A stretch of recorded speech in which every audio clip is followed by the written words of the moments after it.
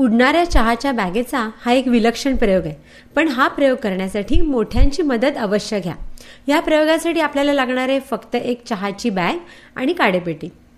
सुरुवातीला बाहेरच्या वेष्टनातून आतली चहाची बॅग व्यवस्थित बाहेर काढून घ्या आणि मग या बॅगेला असलेला दोरा हलकेच ओढून काढून टाका.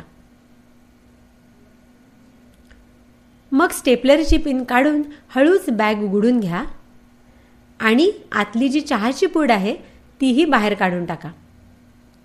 ही चहाची बॅग अगदी पातळ अशा कागदापासून बनलेली असते. आता ह्या बॅगेमध्ये व्यवस्थित बोट घालून तिचा एक छानसा दंडगोल तयार करून तो एका प्लेटमध्ये उभा ठेवा. आता ह्या पुढचा प्रयोग मात्र अगदी काळजीपूर्वक करायला हवा. यासाठी मोठ्यांची मदत नक्की घ्या. आता काडेपेटीने बॅग वरून जाळायला लागा.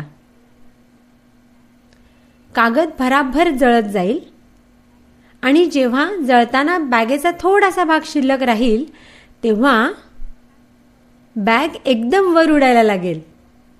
हा प्रयोग पुन्हा एकदा पाहू.